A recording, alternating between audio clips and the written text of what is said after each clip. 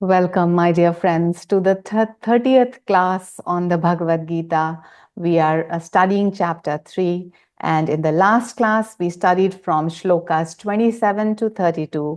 And to discuss in summary, what we studied last time was in shloka number 27, Krishna was saying to Arjuna that everything that is happening in this creation is happening by the modes of Prakriti, by the power of Prakriti, but the deluded man, bound to his ego, begins to think that I am the doer. Now, just to elucidate a little more on this, I just thought of bringing an example. So just think of a bird who sits on a tree, and then as it is eating a worm or a fruit, it tends to gather a few seeds from that fruit in its body, in its wing, in its feathers, and then it flies away at a far distance. At a far distance, it drops the seeds that had, by mistake got stuck into it. And then when those seeds fall into the soil there, and by the modes of Prakriti, with the help of sunshine, with the help of rain, with the help of the minerals, the soil, the air, the seed turns into a sapling, becomes a small bush, then it becomes a tree. In some years, it starts to blossom, and then it starts to bear fruit.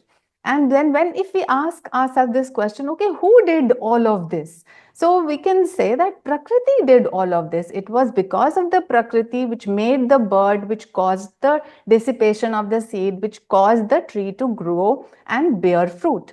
Now let's bring this situation to ourselves. When a human plants a seed in the soil, and then the similar things happen, that from the seed comes the sapling, the bush, and the tree. The tree starts to give flower and fruit in some times. But what is different here? Instead of thinking that Prakriti is doing everything, the man starts to think, I planted the seed, I took care of the plant, and I am not giving any credit to the sunshine, the water. So if I am watering the plant, but I have not created the water, so I have made this seed grow into a small bush. And because of my care, this bush is growing into a tree. And it is because of me that this tree is now flowering and bearing fruit. And then this tree belongs to me, and therefore I will not share the fruit of this tree with anybody. So this is the situation. This is what Krishna is saying. Everything Prakriti is doing. From the seed to the tree to the fruit, Prakriti is doing with the help of all the five elements. And besides that, even the man who is planting the seed has also been created and maintained by Prakriti, which he is completely forgetting. And therefore, just bound by this little principle of I-ness, of ego, which is so powerful, the deluded man thinks that I am doing everything. And then from the I comes the mind. It says, this tree belongs to me, this fruit belongs to me, and all of this is mine. So here is the trap. And then in the next shloka, now beautifully from 27 to 28, Krishna says to Arjuna that the wise man who understands that everything is being done by Prakriti and its gunas, and he understands that his body and nature is nothing but a conglomeration of electrons being driven by intelligent life force, which is driven by thought. The wise man who understands this does not get attached to this world in a way the deluded man does. So the wise man never starts to think that I am the doer. He recognizes the truth. And then, of course, as the shlokas advance further, then Krishna says to Arjuna, relinquish all activities unto me. And how? Without egotism, without expectation, centering yourself in your atman, without feverish worry. Fight the battle of life. So this is a beautiful instruction for us. And as we said earlier, even by following this particular shloka in the Bhagavad Gita, we can actually lead ourselves into freedom. And that's what Krishna says in shloka number 31. He says that all those wise men who follow my instructions, my precepts, live an unattached life, yet doing the best that they can, with an attitude of devotion, with unceasing practice, and without fault finding. All of them will be freed from karma in this lifetime. And then in shloka number 32, he gives a warning that all those who are deluded by their egos, all those who keep complaining and fault finding, all those who are not following the precepts that are given by me, they are doomed. And we discussed how they are doomed. They suffer in pain. They have to go through multiple lifetimes to understand. And of course, there are multiple levels of confusion in which they are living. The confusion between right and wrong, confusion between temporary and permanent, confusion between real and the unreal. So these are very, very clear guidelines that Krishna has given us. And let's try to hold on to them and follow the precepts, follow the instructions with the power and the sincerity that they are meant to be followed by us. Okay, this brings us to next shlokas. Shlokas number 33 and 34 have been taken together. And I'll first read them in Sanskrit, then Hindi, and then English. 33. Sadrisham cheshtate swasya prakritirjnanavanapi prakritim yanti bhutani nigraha kim karishyati. 34. Indriyasyendriyasyarthe ragadveshau vavasthitau tayornavashmagachetau hyasya paripanthino. ज्ञानवान भी अपनी प्रकृति की प्रवृत्तियों के अनुसार ही कार्य करता है। सभी प्राणी प्रकृति के अनुसार कर्म करते हैं, तब इसमें किसी का निग्रह क्या करेगा? 34. इंद्रियों का उनके विशिष्ट विषयों के प्रति राग एवं द्वेष प्रकृति द्वारा नियत है। इस द्वंद्व के प्रभाव से सावधान। वास्तव में ये दो मनोवैज्ञानिक गुण व्यक्ति के शत्रु हैं। Even the wise man acts according to the tendencies of his own nature. All living creatures go according to nature. What can superficial suppression avail? Attachment and repulsion of the senses for their specific objects are nature ordained. Beware the influence of this duality. Verily, these two psychological qualities are one's enemies. Okay. So in these shlokas, now the Lord is telling us, is pointing out to the importance of the samskaras, the tendencies that we have collected over lifetimes and which has become our second nature. Of course, our first nature is the soul nature, which is in Sanskrit can be called as the Swarupa. And then there is a superficial nature working in bodies and minds and personalities. We have collected a set of patterns and tendencies, which is also a second nature as the Swabhava. So our Swarupa is that of the soul and our Swabhava is what we have developed over lifetimes. So now Krishna is saying that even the wise, leave alone the deluded, they definitely work according to their habit patterns, but even the wise have a certain prakriti to follow, and a mere suppression of this is not going to be helpful. So what does it mean that we have a certain pattern of prakriti? So even the wise, let us go even a step ahead. Even the avatars have certain personality traits which they are carrying from behind. And even once the soul becomes self-realized and completely free, even then those instincts or those modes of nature continue in their life as long as the body is there. So simply by example, Paramahansa Yogananda ji, who was the self-realized master, at the end of his life, in fact, just a day before or on the day of his passing, of his leaving his body, he was having green coconut water, and then some devotee had sent him that, and he was happy to receive it and say that I very much wanted to have this. So was it his attachment? Was he really linked to those green coconuts, or it was just the nature which is not binding upon him?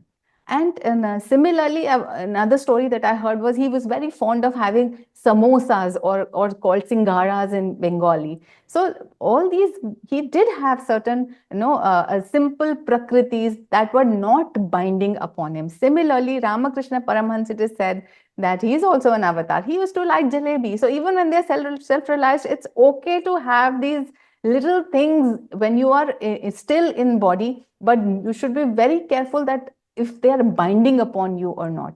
And how do we know that these things were not binding upon Yogananda? Is there's another story when he said that on his lecture tour he was fond of having ginger ale. So a devotee came to know that he likes ginger ale. So wherever he went, the devotee would bring ginger ale for him. So at some point, Yogananda ji asked himself that I think I'm getting used to this ginger ale. So right now, I leave the habit or the tendency of liking the ginger ale. And from that moment, he was not, waiting for or expecting that the devotee would bring ginger ale. So in a moment and in full control, the self-realized man can leave or pick up anything which may be necessary for his role play in the on the earth. So as an avatar Leela. But for the rest of us, we are so bound by the clutches of our tendencies and habit patterns and attitudes that we really need to fight our way out. We need to battle our way out through these. And that is what Krishna is saying, that a mere suppression will not work. So for example, if there is a person who is very talkative in nature, and you tell him that, okay, now for 7 days you will not speak.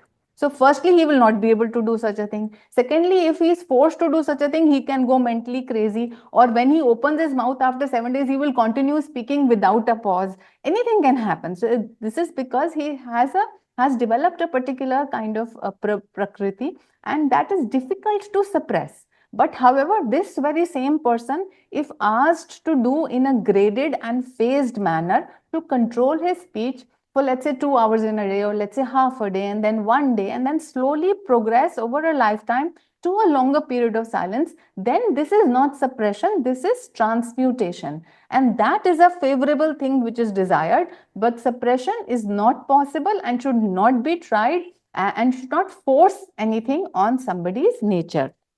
So herein lies the power of the samskaras, and herein lies that how much, we are bound to these things.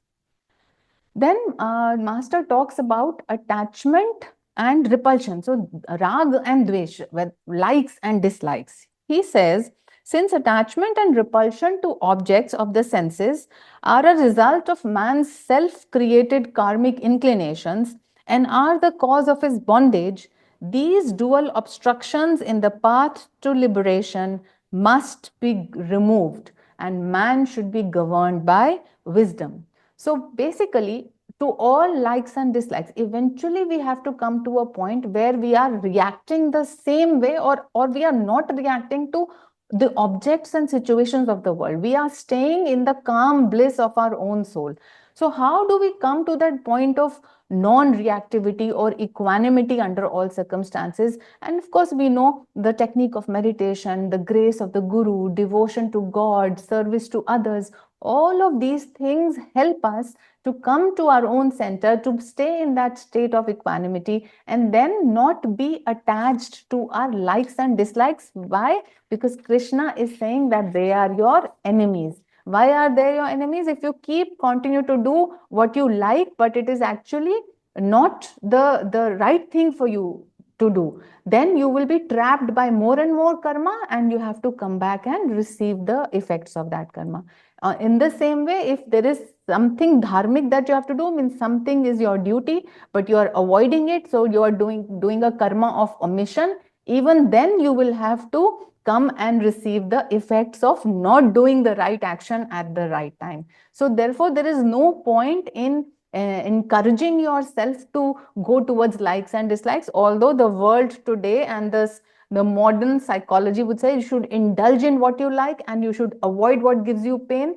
It is true only to a minuscule fraction. The truth is, first you should ask yourself from a level of wisdom guidance, what is the right thing to do in this situation? And then only should you act. The master says now that this whole universe is governed by laws of karma. No one can escape them by crude force. Only by gradually taming the senses through wisdom guided sense experience and by self control can man be free from identifying himself with his attachments and repulsions. And why do you think we should consciously try to control ourselves and withdraw from attachment and repulsion? Because we have been created in such a manner that our soul has to go through phases of evolution. Of course, the soul remains the same, but the Sukshma Sharira or the astral causal bodies have to refine themselves so that there is always a stepping up of evolution. Eventually, we all are going to be free. So now why withdraw from attachment and repulsion? Because if you do not withdraw from attachment and repulsion, the universe will do it for you. So for example, if you are too attached to a person or an object, then the universe will take it away from you, because the universe is trying to teach you something. It wants you to evolve. And if you are repelled by something, if you're repelled by an object, a situation, and a person, then the same situation, the same object, or similar people will keep coming into your life till you learn your lesson that it is not worth to give so much of energy of likes and dislikes to any object or to any situation or to people. So if you do not do it yourself, universe is going to do it for you, and that process is going to be very painful.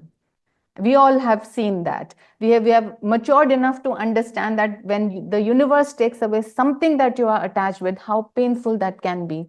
And if the same difficult people and situations keep coming in our life, how difficult that is. So therefore, it becomes our right and our duty to withdraw so that we can reduce the suffering in our life. Okay. So shloka number 35. श्रेयान् स्वधर्मो विगुण परधर्मात् स्वनुष्ठितात् स्वधर्मे निधनं श्रेय परधर्मो भयावह। व्यक्ति का अपना धर्म, स्वधर्म, भले ही त्रुटिपूर्ण हो, भली भांति पूर्ण किए दूसरे के धर्म पर धर्म से श्रेष्ठ है। स्वधर्म में मरना भी कल्याणकारी है, पर धर्म भय और संकट से भरा है। One's own duty, swadharma, though deficient in quality, is superior to duty other than one's own par-dharma or par-dharma, though well accomplished. Better it is to die in swadharma. Par-dharma is fraught with fear and danger. Now, for many people, this verse can bring in a lot of controversy, because firstly, we don't understand what is Swadharma and what is Paradharma, and what is the basis of Swadharma. So, of course, if we do this, separate this word Swadharma into two, which is Swa and Dharma, it means Swa is mine and Dharma is righteousness. So, the simplest thing to start with is my duty righteous? So when you combine the righteous duty with your prakriti, means over lifetimes, whatever prakriti you have developed, the tendencies, the instincts, the talents that you have developed, if that together with a righteous duty plus together with your position in life, then that is your swadharma. So let's take a few examples. So when we talk of student life, then because of the age of the person, let's say there's this person who is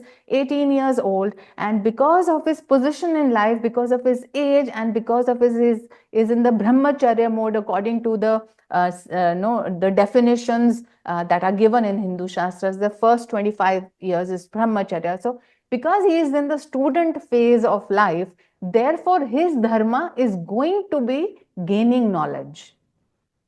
So firstly that, and also because it is in this age, the mind is ready. And of course, you have supporting families and parents in most cases who are doing the money earning for you. So your position is such and your righteous duty is such that gaining education for improving the rest of your life and for the ability to help others, that is your swadharma.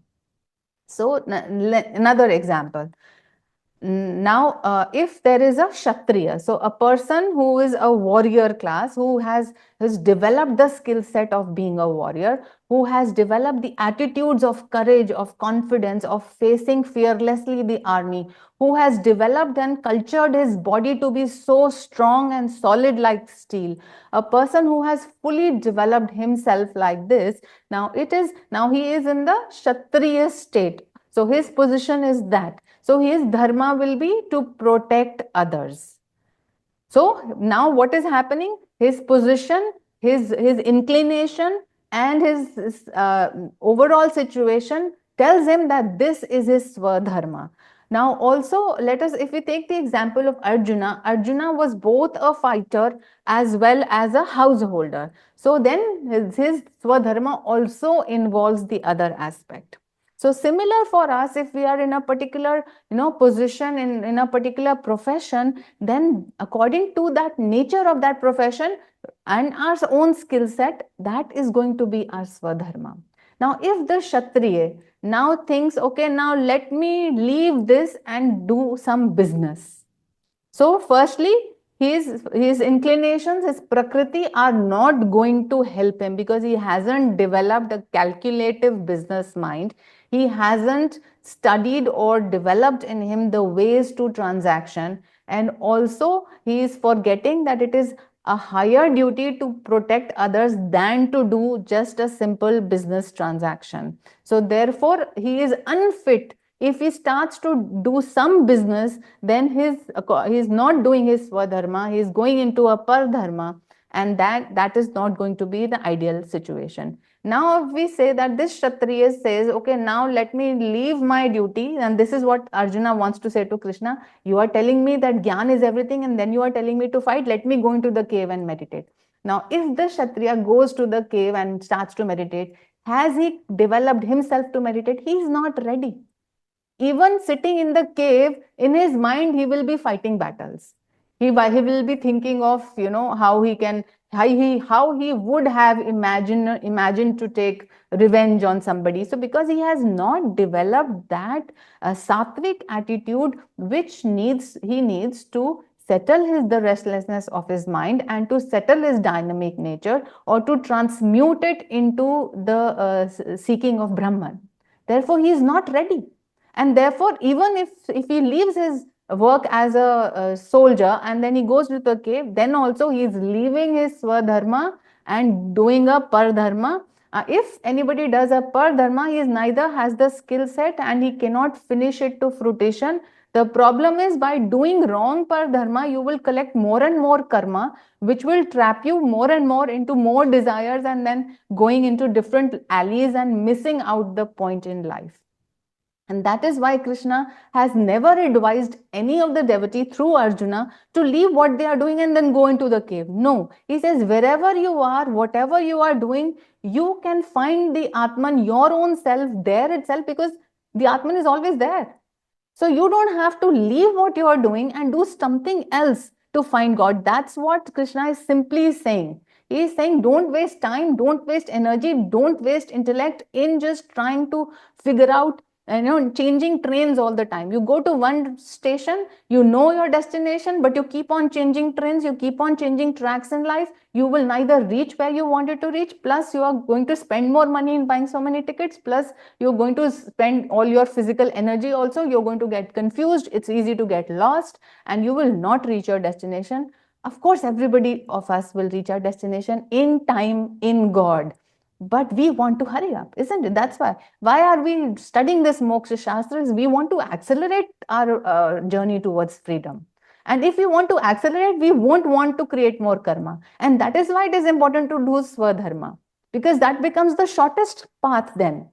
Because it is in accordance to my prakriti, it is in accordance to the skill set I have developed over so many lifetimes. And it is, of course, according to my position and according to my station in life, this is what is happening. And also sometimes many of us may have a unique dharma. So for example, you may be a teacher, but one day you are promoted to a principal, position of a principal. Then as a principal, they have additional unique dharma that you have to perform. Similarly, when a soldier becomes a general, then he has a specific karma and dharma that he has to do.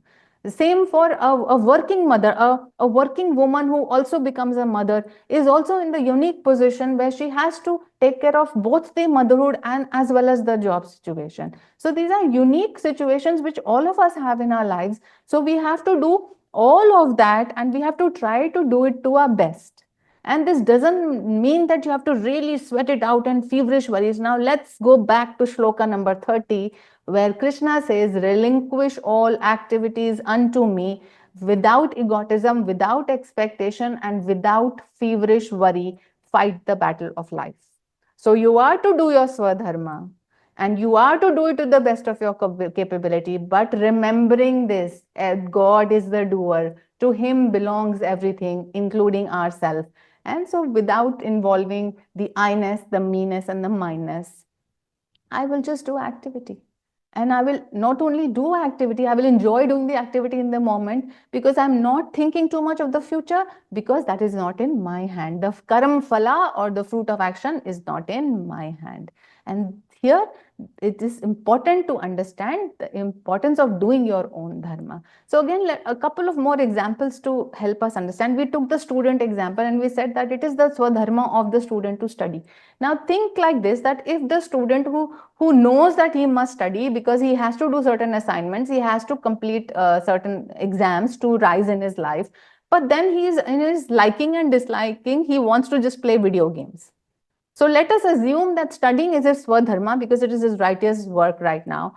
And playing video games is a paradharma. It's not a very good example, but let us take this example. So if he does paradharma, is he going to succeed in life? No. Unless he does his own swadharma, he is not going to succeed in life.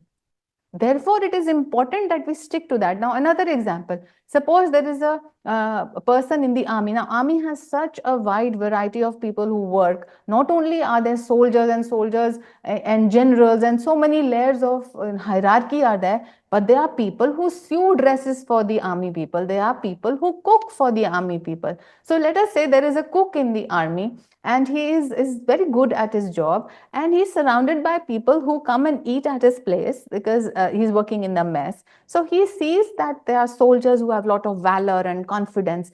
But can he suddenly leave his job as a cook and become a general? No. Again, he does not have the skill set, physical skill set, mental skill set, and all of that preparation has not been there. But yes, if he gives himself completely to becoming a soldier and not just dream of becoming a general overnight, that is still possible in a graded manner, in a phased manner, putting in self effort. And of course, he is continuing to work in the army. That no, so all of that together, and also let us remember wherever we are today, somehow our karma has brought us to this position, and this will be the best path for us that will help us to unfold our karma, to work our karma, and to evolve from here. Okay, so we have to really understand what's going on and what's trying to happen without too many attachments and repulsions. Let us do the duties that are right in front of us. And we all know what our duties are. Most of us know what our duties are. Most of us attending these classes are people who are already there in their profession for some time. I understand that for a young person, it may be a decisive time and may not be able to decide which career path to take.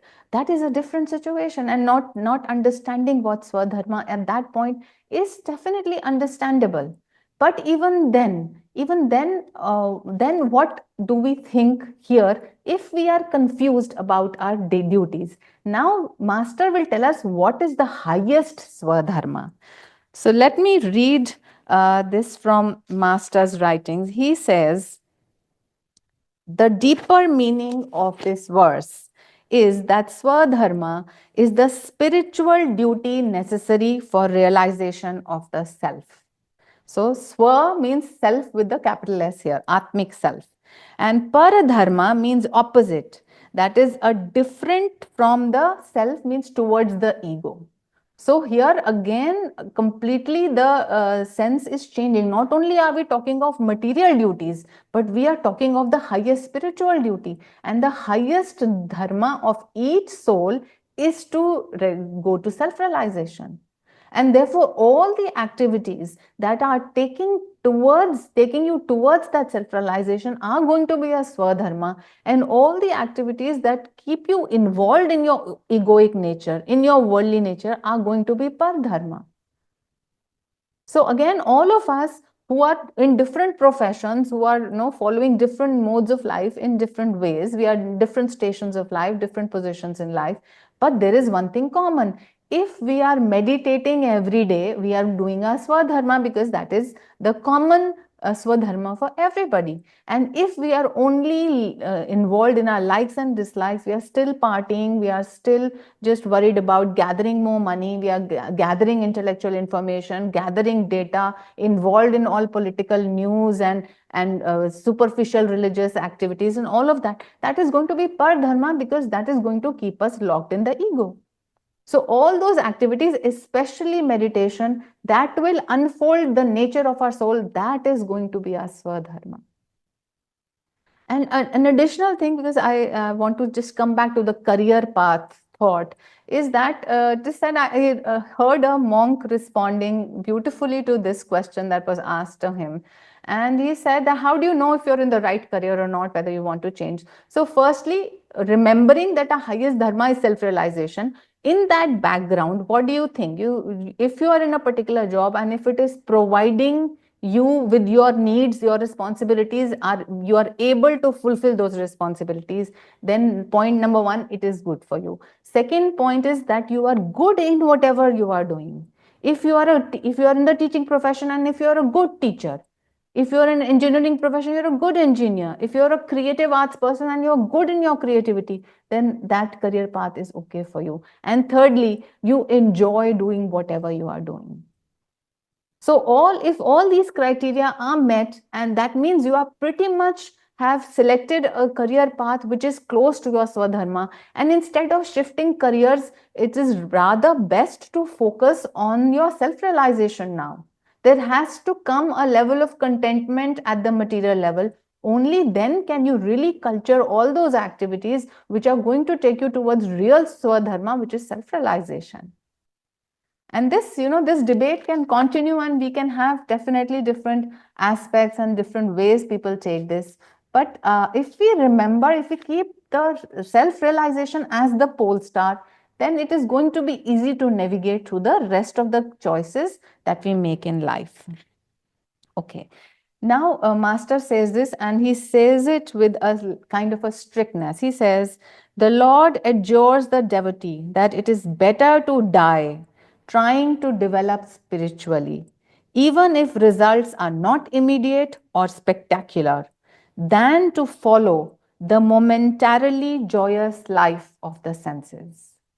So the senses are going to tempt you to instant pleasure, instant gratification.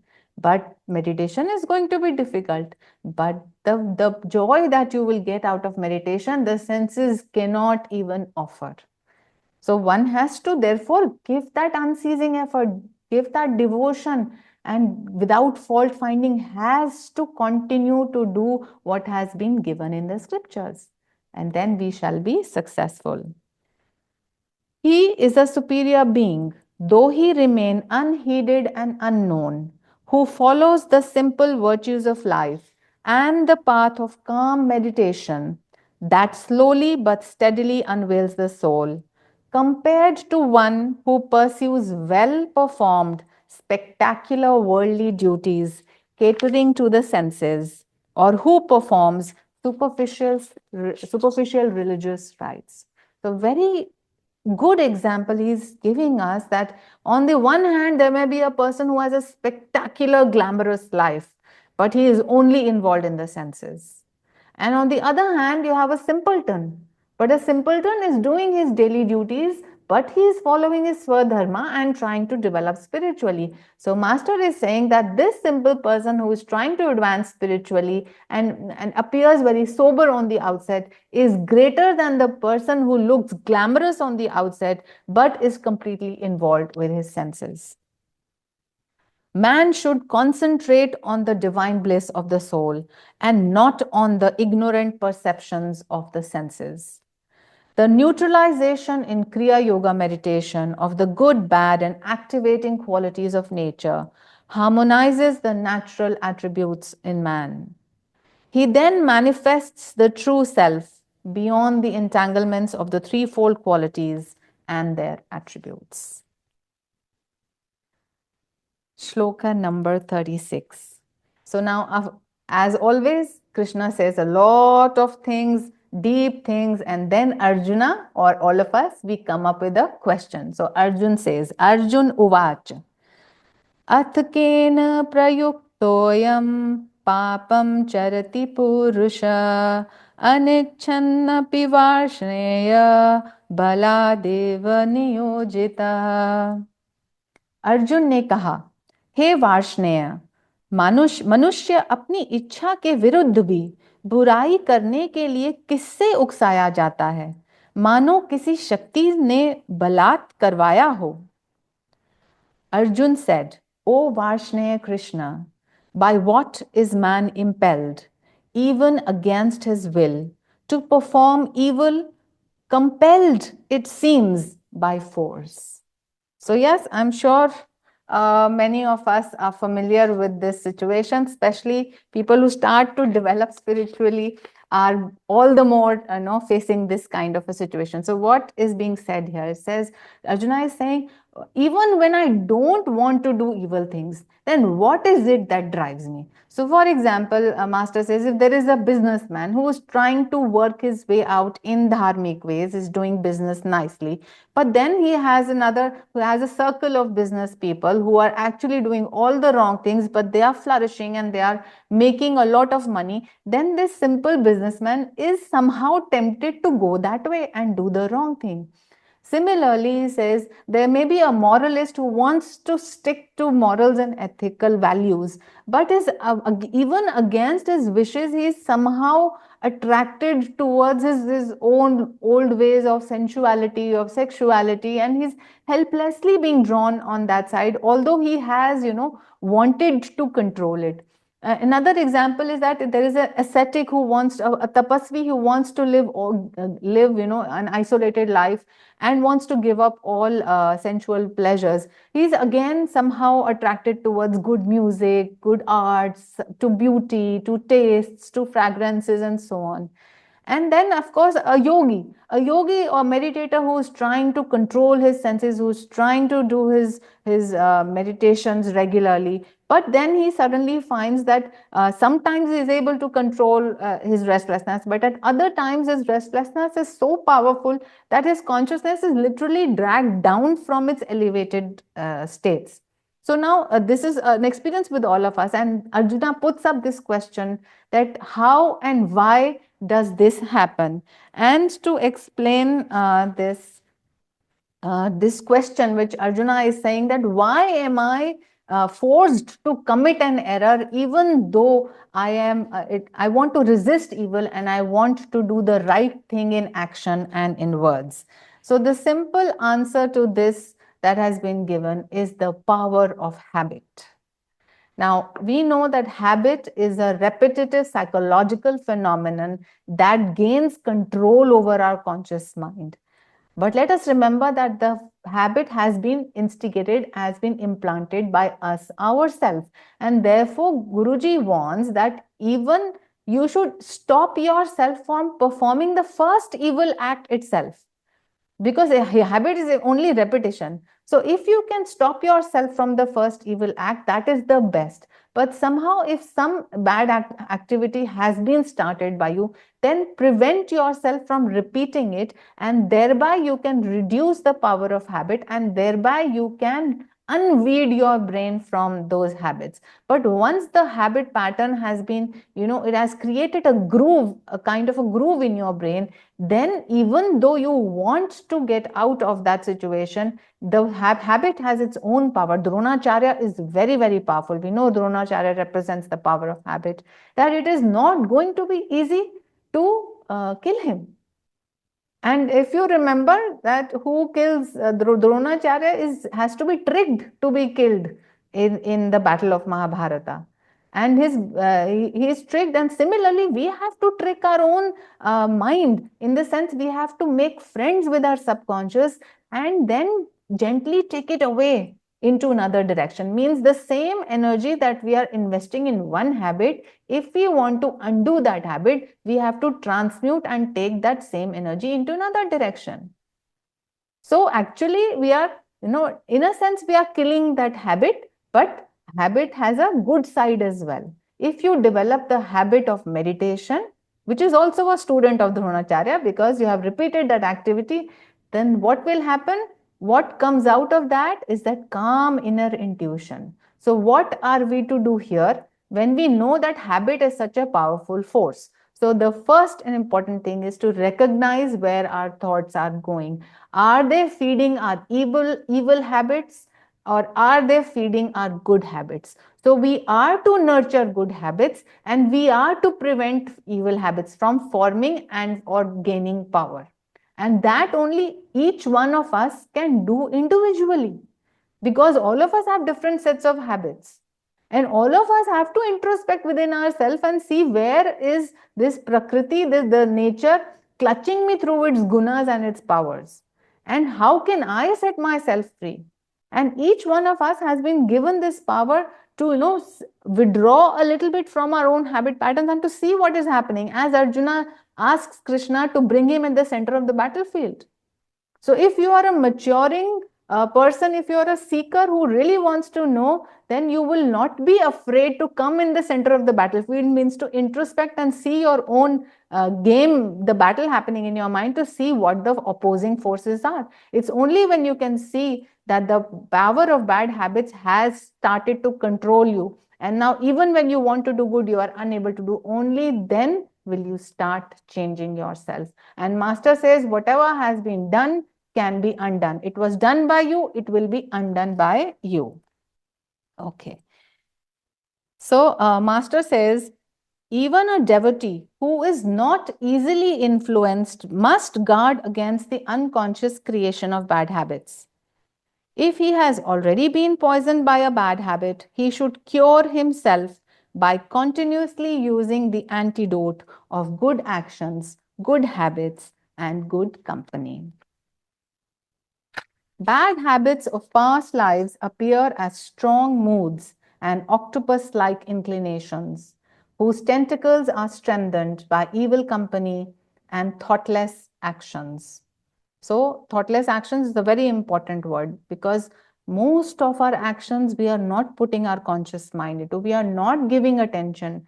We have developed certain reflexes, we have this subconscious mind, and we are absent-mindedly doing all actions. Therefore, we fail to recognize the point where our mind is automatically dwelling on negative thoughts. Therefore, every action needs to be done attentively and mindfully. You have to be mindful what you are thinking. Only then can you take charge of your thoughts and move them in a direction where you want. Remember, you are the charioteer. Wherever you will take your chariot, there it will go. If you're taking your chariot towards negative thinking, bad habits, then you're going to fall in the pit. But if you're taking that same chariot, asking Krishna to be charioteer and moving towards the right side in the sense, the correct side, then of course you will develop the qualities of the Pandavas like calmness, self-control, and that is going to take you to salvation. So you are the one who should be in control. Let not the habits control you, but it should be you who are the master of what habits you want to plant. So which are the useful habits, which are the not useful habits. You must separate these two and select appropriately. Just like Mahavatar Babaji said, this world is a mixture of sand and sugar. The wise ant will pick up the sugar and leave the sand. Similarly, In our mind, we have all sorts of thoughts and all sorts of virtues and vice, but we as the atman, as the wise witness, we must pick up the sugar of good, useful thoughts and habit patterns, and we must leave behind all that is not useful to us and all that will take us to suffering.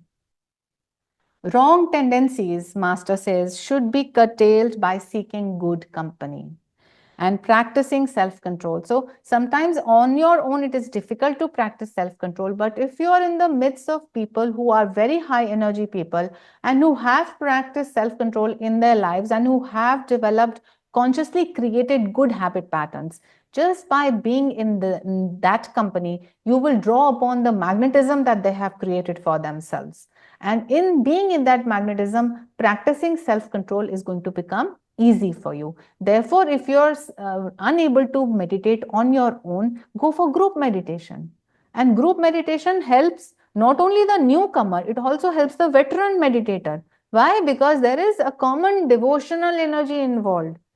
So both of them will be uplifted. The overall energy will be uplifted. So seek people around you who meditate regularly and try to meditate with them if possible. Meet with them as often as possible and select the company that you keep. And also keep using your discrimination, intuition, born discernment as to what is the right thing to do, what company to seek, where to put your time and energy, how much to meditate, and how much of devotion you must develop, and all of those things.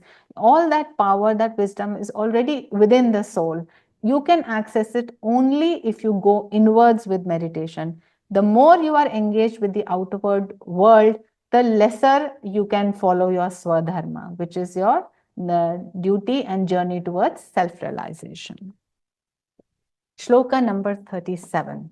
So here comes the answer. As always, Arjuna puts a question as to what compels him, and then Krishna has a beautiful answer in Shloka number 37. Shri Bhagwan Uvacha. Kam esh krodh esh rajo gurna samudbhava mahashano mahapapma viddhayen mih vairinam. Shri भगवान ने कहा, रजोगुण से उत्पन्न यह काम है, यह क्रोध है, अर्थात बाध्य करने वाली शक्ति, अतृप्त लालसा और घोर पाप से भरा, इसी द्विपक्षी काम को इस धरती का सबसे घृणित शत्रु जानो. The blessed Lord said, born of the activating attribute of nature, Rajoguna, it is desire, it is anger. That is the impelling force, full of unappeasable craving and great evil. Know this two-sided passion to be the foulest enemy here on earth. So it is desire and it is anger. That is what is the cause of our trouble. And desire and anger, why have they been taken together? And why has it been called as a double-edged sword? Also, it is said that desire and anger are two sides of the same coin because they go very much in hand in hand. If there is no desire, note that there will be no anger because there is no desire which is frustrated. It is only when your desire is frustrated, it is not met, it is not fulfilled, that you develop anger. So every time you are angry, ask yourself, what is it that I want which is being frustrated? And mostly what we want is that the world should go the way I want it to go. People should behave the way I want them to behave. I should get the outcomes the way I have imagined them. And we know none of this works. And therefore we are frustrated and angry all the time. But then who is losing here? We ourselves are losing ourselves in the game. So therefore, watch out for desire and anger. So interesting, he says, a word comes here, unappeasing. So the desires can never be appeased. Means, what does that mean? And desire is like a fire. So the more fuel you put in the fire will keep burning. And then it will ask for more and more fuel. Similarly, even if you fulfill a desire, another desire immediately erupts. So for example, very simple day-to-day example, if you like the taste of a particular food item, let's say ice cream, then having the ice cream once may appease your senses only for a few minutes. Then immediately, so or soon after, or the very next day, you will have desire for ice cream. And then you will have desire for a variety of ice cream. And this is only the basic, simplest example that I am giving. This is true for every desire in life. It can never be appeased, means you will never find complete fulfillment out of these desires. And that is why I'm being, this story from the Bible is coming to my mind right now.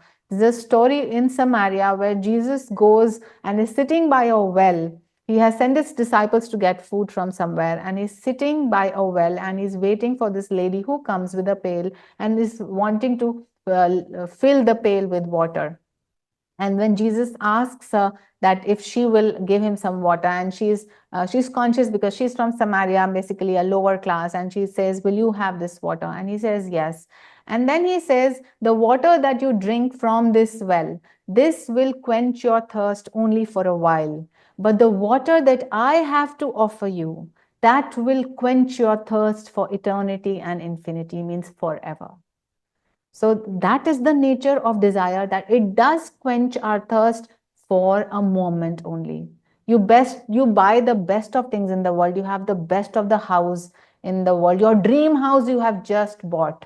For how many days will you like it? For how many days the plumbing and the sanitation and the electricity and everything will not give you trouble? Sooner or later, you will be fed up with it. So think of anything that you have ever wanted. The moment you get it, it's done for, and you have another desire. So it can never be appeased. So now what is the solution to this? We have desire, and if it gets frustrated, we have anger. What do we do? Point number one, do not keep refueling the fire. So means that every time a desire comes up, do not satisfy it. So every day desire for ice cream is coming. Do I give ice cream to my body every day? Because the body is being operated by Prakriti. The sense objects and the sense organs will work. And then, of course, my mind has the memory of getting pleasure from it. So all that mechanism is working. So, but will I give ice cream to my body every day? No. Here is the point of control. Here you can control yourself that, okay, now I will not fulfill this desire because I know my body is going to keep asking for it again and again. And eventually my body is going to fall sick. So I will be the wise one and act self-control. So don't refuel the desire. Second point is to become the witness. Come to, by regular meditation and centeredness in the self, become that witness who is watching all this phenomena happening. That the desire erupts in my mind, it forces me to act in a particular way. And even when I act, it gets fulfilled, satisfied for a moment, and then again I have that desire. So when I become a witness, I'm watching this process happening, and therefore I can separate myself from this game or this battle that is happening in my mind. And from that vantage point, I can gain control over it. So these are the only ways we can manipulate around desire, because desire is going to trouble us, and that is why it is the worst of enemy, and that is why it is represented by Duryodhana, the one who is difficult to defeat in a battle. That is the meaning of the word Duryodhana. Okay? This brings us to shloka number 38. We will read it shortly and then we will go into its detailed explanation next time. Dhumo navriyate vanirthadarsho malena cha yatholbe navrito garbhas तथा तेने दमावृतम। जिस प्रकार धुएं से अग्नि तथा मैल से दर्पण ढक जाता है, जिस प्रकार भ्रूण गर्भाशय से घिरा रहता है, उसी प्रकार यह ज्ञान इससे काम से आच्छादित रहता है। As fire is obscured by smoke, as a looking glass by dust, and as an embryo is enveloped in the womb, so wisdom is covered by this desire, by desire.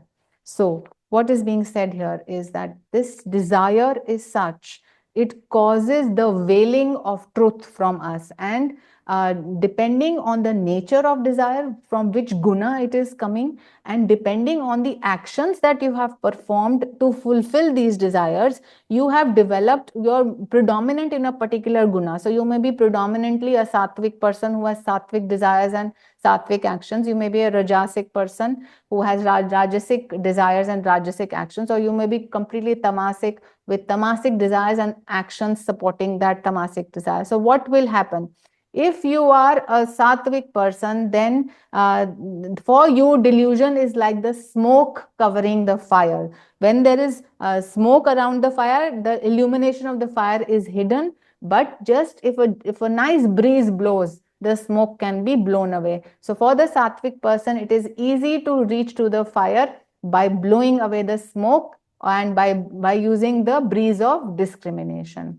For the rajasic person, the veil is thicker. It is like dust or thick layer of mud over a mirror. It requires more effort than just blowing away with a breeze. You have to really scrub the mirror to make it shine, to make it to its original purity and clarity. So therefore, if you here will come the role of karma yoga. That is why the rajasic person needs karma yoga to purify his mind, and doing all those actions, which is his swadharma, he can slowly over a period of time scrub the mirror of the dust, and the self can then shine. But for the tamasic person, he is so covered, is like the baby is in the womb, and before a particular time period of gestation is completed, the baby is not delivered. So all you have to do with the tamasic person is you have to wait that over incarnations that tamasic person will learn his lesson and will rise according to his nature, and only time and patience are going to work with such a person, and it is going to take a lot of time for him to remove the veil which separates him from the knowledge of truth. So that's what is being said here, and I think with that thought, we will end the class. Just let us tell ourselves that we have to act in this world. We must change our actions from tamasic to rajasic to sattvic, and from sattvic, taking the help of Krishna, we must fight the battle of life, doing the right thing, thinking the right thing, speaking the right thing, and aligning ourselves with the highest devotion and sincerity of the heart, so that we may achieve the goal of self-realization in this life. So friends, let us pray together and send out healing vibrations to souls everywhere. Divine Mother, beloved Krishna, thou art omnipresent. Thou art in all thy children. Manifest thy healing presence in all bodies, all minds, and all souls.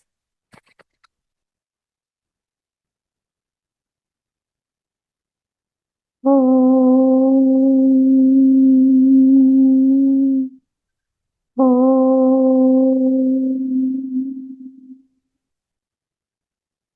Om.